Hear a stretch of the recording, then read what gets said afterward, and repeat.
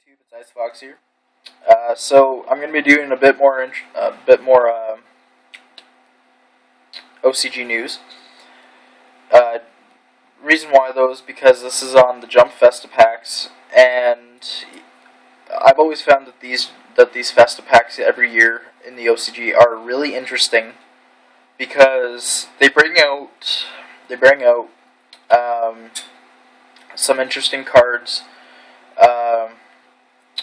And they also get the reprints of some of our TCG exclusives in there. But I think this time they really outdone themselves. There's a couple of cards in here that are really nice. Some cards are going to be supporting some of the current meta decks, and some of them, the artwork just looks really good. Anyway, to get into the first one, we've got Darkness Dragon Collapse Serpent. It's a level 4 Dark Dragon. 1800 attack, 1700 defense. It cannot be normal summoned or set. Must be special summoned from your hand by banishing one light monster from your graveyard, and cannot be special summoned by other ways.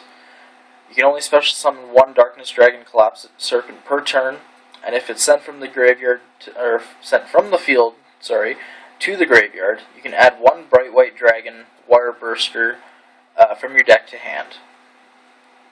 Now, since we mentioned it, Bright White Dragon Wurburster. This is essentially a light version of the Collapse Serpent, but for the summoning condition, you banish a dark. Excuse me. And if it's sent from the field to the graveyard, you add a Collapse Serpent from your deck to hand. Now, the first thing that comes off to me between these two cards is that this is potentially more Chaos Dragon support. But I've thought it over. I've thought of how you would use them in your deck, and I really don't think that these cards would be potentially good, just because you would have to run both. These are essentially a larger version of the old Tengu engine. And basically, I would actually say that this is more of possibly better support, and potentially another Tengu engine that can last for 2 to 3 turns. For Synchrocentric. Synchrocentric has a lot of tuners. They run Spore, they run multiple ways of bringing it back to the field. So you have your level 1s to use. And it gives you your level 5 so that they can go into the whole Quasar if they have it, or just in general. Removing Lone Fire for Spore, and then synchroing one of these two for Scrap Dragon, and then summoning the other is just too good. It's potentially, actually, I wouldn't say game breaking, but it can potentially put the deck back on the board.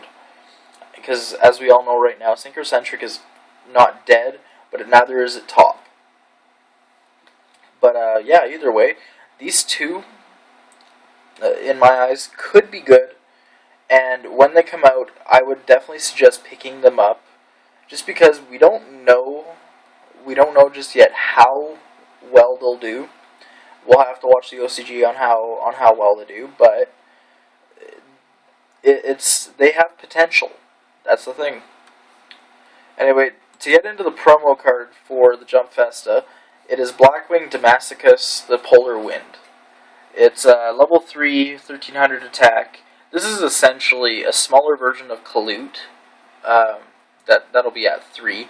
During either player's turn, you can discard this card to target one face-up Blackwing monster you control.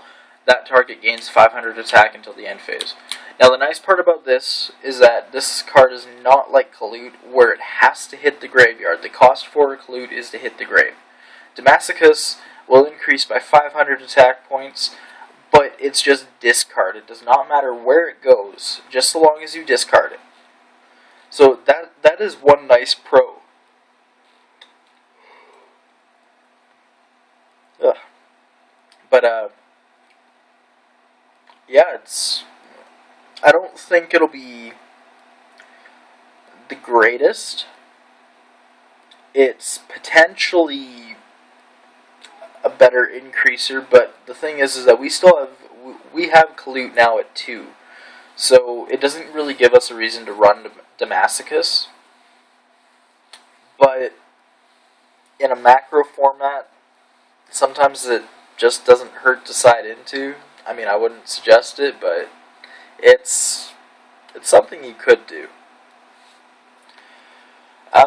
To get into one of the better cards of these two sets, I am just baffled at this.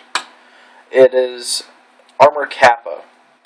It's a rank 2 Psychic Water Exceed monster.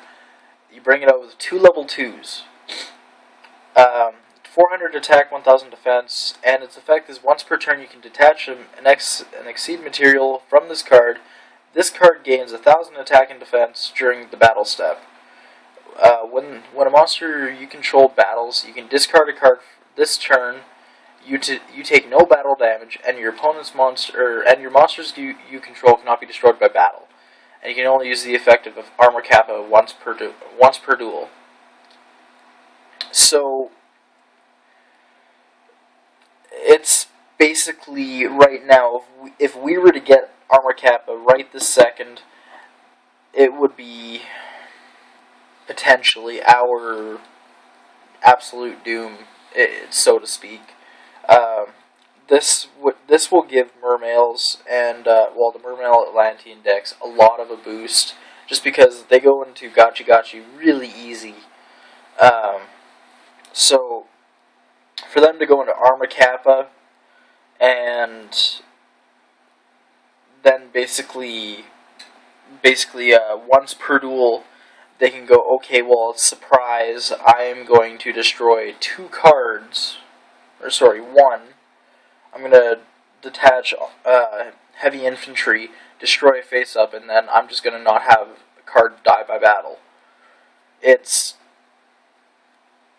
a pretty good effect if you're running Mermails. I don't see play of this card outside of Mermails just because there's no way to plus off of it.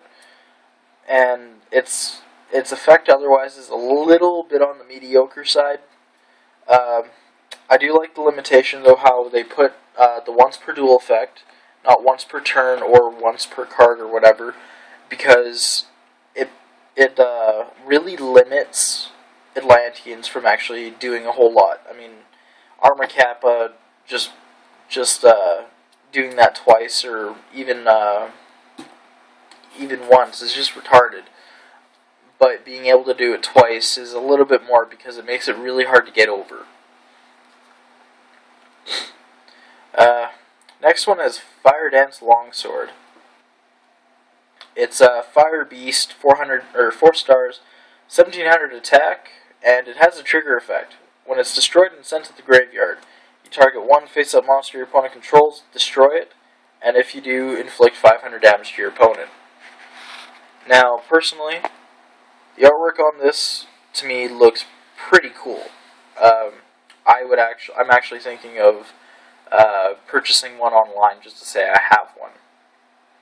The artwork for it is nice, but at the same time, its effect, it actually seems pretty good. The only unfortunate thing is that it's a fire type, and it's a beast, so, I mean, outside of using a beast deck, you won't really see much use of this card, because this is a card that will most likely be better paired up with Terrawolf. Reason why is because that rank 4 destroys a beast monster on your side of the field and then destroys a card on your opponent's. So it's already nuking 2. And this card will let it do a third. As for Playability-wise, outside of that, I don't see much. But at the same time, we don't know how this is going to go. We'll have to see. If you guys feel the need, actually go and test it out on DN.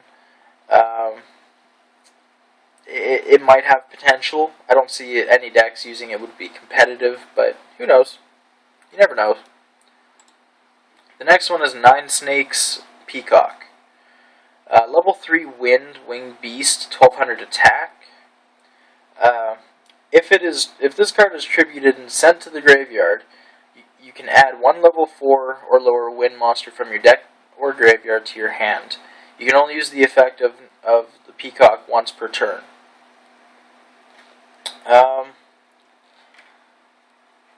It's an interesting effect, have to say, but from what I've seen of wind decks in general, I do not see them trying to tribute a whole lot. They're focusing mainly on controlling the duel, not wasting resources, and or exceeding, or if you're running Gustos, of course, synchroing. Other than that, I don't know what to tell you. This card really seems mediocre. The next one is Beast God Vulcan. Potentially, this is my favorite card out of the entire set. Love the artwork. Its effect is great, and it's a generic synchro, which we haven't seen a good one in a while. And this card is going to potentially replace Bryanak. Anyway, it's a level 6 Fire Beast Warrior, 2000 attack, 1600 defense. You bring it out with 1 tuner and 1 non-tuner, or more. When it's synchro summoned, target 1 face-up card on each side of the field and return those targets back to the hand.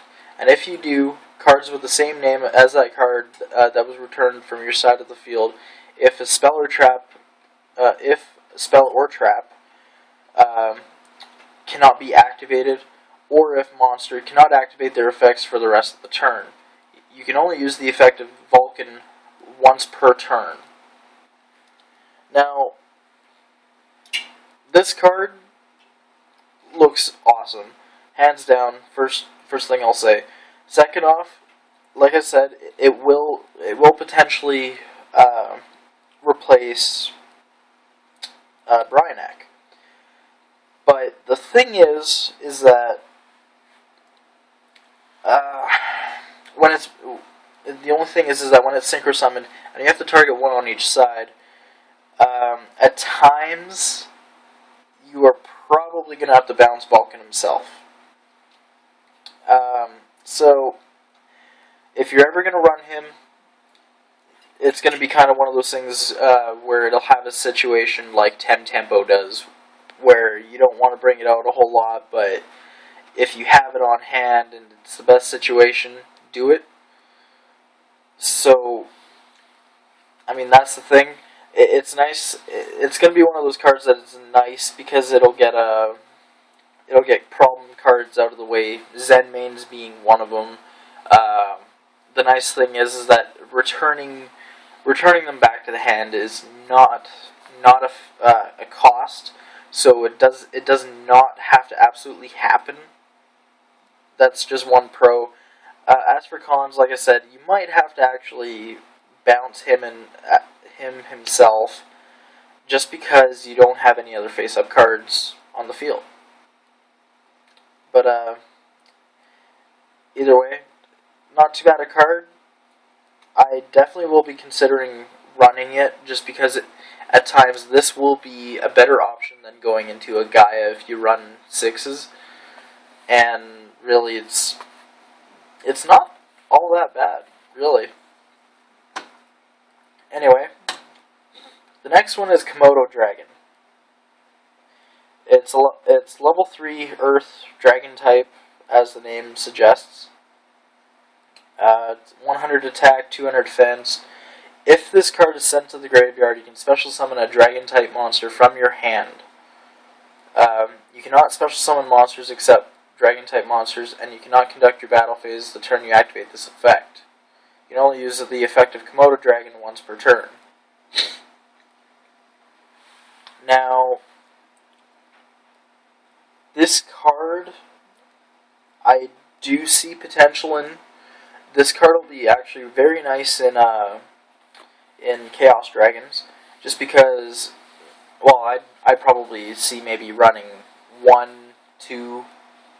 Just reason why though is just because when Chaos Dragons set that Raikou and it activates on the opponent's turn, you have, let's say, Dark Flare or Light Pulsar or both in your hand. This card will let you just go, okay, well, I'm sent to the graveyard, even though it's from the deck. I'm going to special summon this card. Now, that is the nice part. The drawback is especially if you were to mill it with Card Trooper on your turn, or, well, yeah, pretty much just Card Trooper, because Lila or the other Light Sworns that you would run mill it at the end phase, you don't really care. But at the same time, milling it with a Card Trooper for a Chaos Dragon player will really suck. This is going to be one of those cards, if people run it, it'll be one of those that has its situations, but you want it in a certain situation. You don't want it to happen on your turn, you want it on the opponent's. Kind of like a scapegoat, in a way. But, yeah, other than Chaos Dragons, don't really see much. The next is Fishborg Archer. Yes, we're eventually going to get another. This is what? This is going to be 4, 5? But, anyway. It's a fish, tuner, level 3, water, obviously, 300 attack, 300 defense. Its effect is if you control no monsters and this card is in your graveyard, you can discard one water monster, special summon this card from your graveyard. Also, at the start of your battle phase this turn, destroy all non-water monsters you control. You can only use the effect of Archer once per turn. So, I do like how they finally brought out one that has that's maybe just as useful as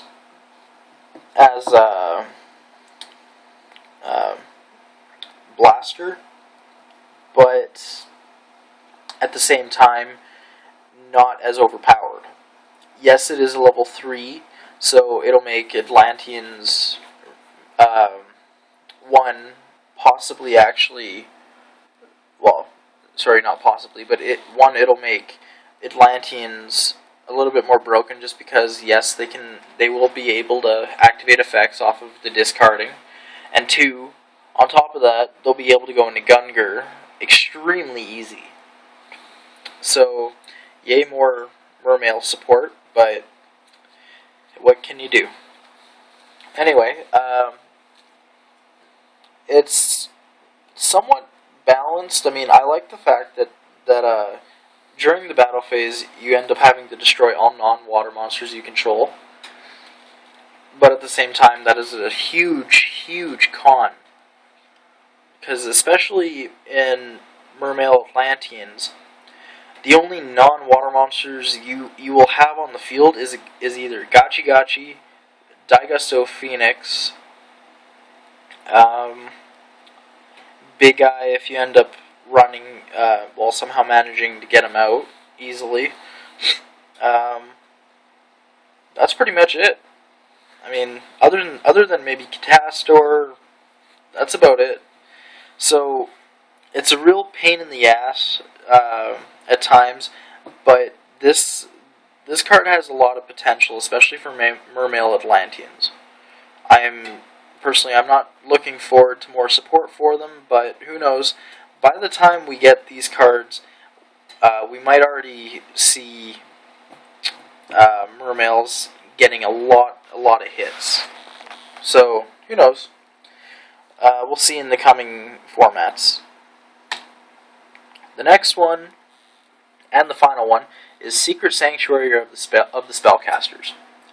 It's a continuous spell card. Its effect is when a monster except a spellcaster type monster is normal summoned or special summoned, while you control another face-up spell card. That monster cannot attack or activate its effects this turn, and if you do not control a spellcaster monster, destroy this card. So,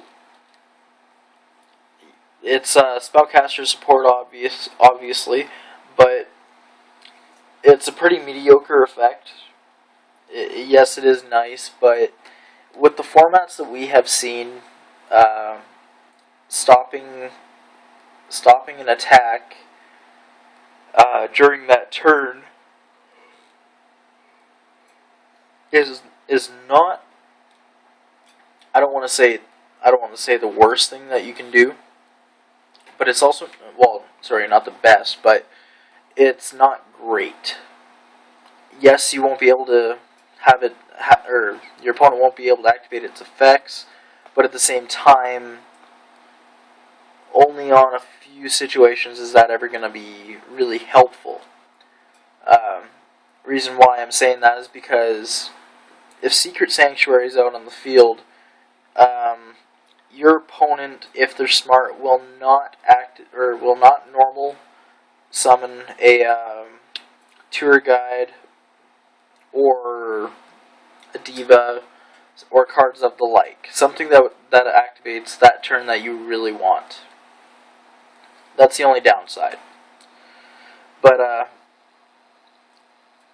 it's really mediocre. I mean, the artwork is nice, but I don't see this being used ever. Anyway, Happy New Year, guys. It's the 30th where I am right now, but yeah, I'll see you guys in the new year. This is Ice Fox, and I'm out.